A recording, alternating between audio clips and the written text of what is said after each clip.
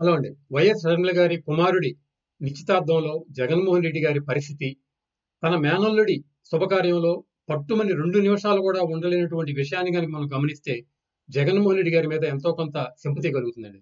ఎందుకనంటే ప్రపంచంలో ఏ దేశంలో అయినా గాని, ఏ మూల ఉన్నా గాని, ఏ మతాచారాలు పాటిస్తున్నా గాని, అన్నా, చెల్లి, అక్కా, తమ్ముడనే బంధాలు చాలా విశిష్టమైనయి. ఎందుకనంటే అక్కకి గాని, చెల్లికి గాని నాకు ఆపదొస్తే నా తమ్ముడో, నా అన్నో ఉన్నాడన్న ధైర్యం, అన్నకు గాని, తమ్ముడికి గాని, నేను ఏ పరిస్థితుల్లో ఉన్నా గాని, నా చెల్లింటికి, నా అక్కింటికి ఆనందంగా వెళ్ళొచ్చు అన్నటువంటి భరోసా ఉండేది ఈ బంధాల్లోనే.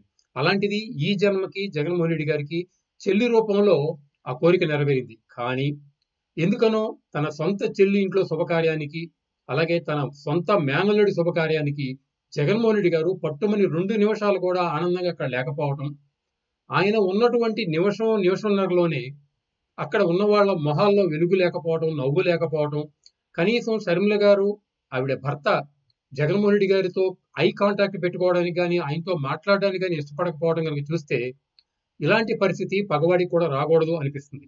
అయితే సాధారణంగానే వైఎస్ఆర్ కాంగ్రెస్ పార్టీలో అందితే జుట్టు, అందకపోతే కాళ్ళు. అంటే జగన్మోహన్ రెడ్డి గారిని వీలైతే సింహం, సూర్యుడు, వీరుడు అని పొగుడుతారు.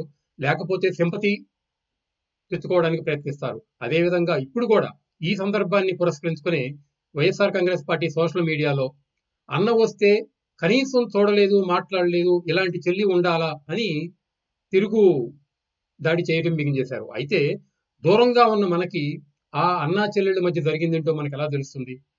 గత 4.5 ఏళ్లుగా ఆ చెల్లి ఎన్ని ఇబ్బందులు పడిందో, ఎన్ని అవమానాలకు గురైందో, ఎంతగా బాధపడిందో మనకు తెలుసా? ఏ పరిస్థితుల్లో షర్మిల తన దగ్గరకు వచ్చిన అన్నని కనీసం చూడటానికి కూడా ఇష్టపడలేదు అంటే ఎంత బలంగా ఆవిడ మనసు గాయపడి ఉంటుందో ఏమన్నా ఆలోచించారా? అదేవిధంగా తన కుమారుడి రిసెప్షన్‌కు గాను చంద్రబాబు నాయుడు గారిని, రేవంత్ రెడ్డి గారిని, పవన్ కళ్యాణ్ గారిని, ఇలా అనేక మంది నాయకులతో పాటు జగన్మోహన్ రెడ్డి గారిని కూడా స్వయంగా వెళ్లి ఆహ్వానించినా గాని, కేవలం జగన్మోహన్ రెడ్డి గారిని ఆహ్వానించినటువంటి ఫోటో మాత్రమే మనకి కనపడలేదు. దానికి కారణం ఏంటి? షర్మిల గారు వెళ్ళినప్పుడు జగన్మోహన్ రెడ్డి గారి ఇంటికి జగన్మోహన్ రెడ్డి గారు సాదరంగా ఆహ్వానించారా? లేదు ఆవిడతో గొడవ పడ్డారా? చిరాకు పడ్డారా? ఆవిడని కోప్పడ్డారా? ఇంకేమైనా చేశారా? అనేది మనకేమన్నా తెలుసా? కాబట్టి జరిగిందేంటో అన్న, చెల్లెళ్ళ మధ్యే ఉంది. కాబట్టే వాళ్ళు అలా రియాక్ట్ అయ్యారేమో అని మనం అనుకోవాలి. అయితే ఇక్కడ ఏంటంటే ఇంకొక సామెత గుర్తుకొస్తుందండి నాకు.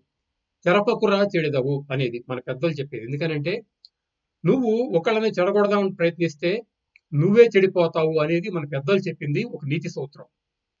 జగన్మోహన్ రెడ్డి గారికి కూడా ఈ సూత్రం వర్తించిందేమో అనేది నా అభిప్రాయం అండి. ఎందుకనంటే జగన్మోహన్ రెడ్డి గారు రాజకీయాల్లోకి వచ్చి మరీ ముఖ్యంగా ముఖ్యమంత్రి కావాలనుకున్న దగ్గర నుంచి ఆయన టార్గెట్ చేసింది ఎన్టీ రామారావు గారి ఫ్యామిలీని, చంద్రబాబు నాయుడు గారిని. అంటే ఎన్టీ రామారావు గారి ఫ్యామిలీ నుంచి ఎన్టీ రామారావు గారి అల్లుడైనటువంటి చంద్రబాబు నాయుడు గారిని దూరం చేయాలి. ఆ విధంగా రాక్షసానందం పొందాలనే ప్రయత్నం చేశారు. మరి ఏ సందర్భంలో అయినా గాని అది కరెక్టా? కాదా?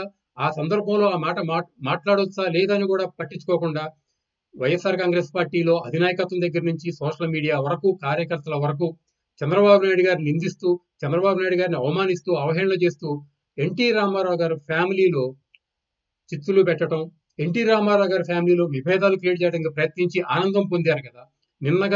నిన్న కూడా కొంతమంది వైఎస్ఆర్ కాంగ్రెస్ పార్టీ నాయకులతో చంద్రబాబు నాయుడు గారిని తిట్టించి కుటుంబంలో చిచ్చు పెట్టడానికి ప్రయత్నించారు కదా! మరి ఈ రోజున ఎవరూ ప్రయత్నించకుండానే జగన్మోహన్ రెడ్డి గారు చేస్తున్నటువంటి తన సొంత తప్పుల వల్లనే ఇవాళ చెల్లి దూరం అయింది అనేటువంటి విషయాన్ని ఇక్కడ మనం గుర్తుపెట్టుకోవాలి. ఇంకొక వాదన ఏం చేస్తారంటే వైఎస్ఆర్ కాంగ్రెస్ పార్టీ వాళ్ళు జూనియర్ ఎన్టీఆర్ ని చంద్రబాబు నాయుడు వాడుకుని వదిలేశాడు అని చెప్తారు. అంటే ఇది గురివింద కింద సామెత గుర్తుకొస్తుందండి.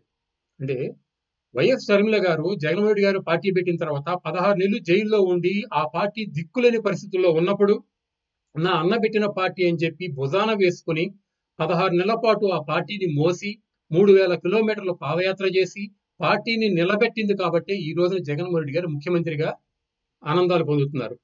అంటే అంతటి త్యాగం ఆ రోజున ఆవిడ చేసి తీరా జగన్మోహన్ రెడ్డి గారు ముఖ్యమంత్రి అయిన తర్వాత ఆవిడకు ఒక రాజకీయ పొజిషన్ గాని, అధికార పొజిషన్ గాని, ఆస్తిలో భాగాలు గాని ఇవ్వకపోవటం వల్లనే ఈ గొడవ వచ్చినది ఎవరికి తెలియదు.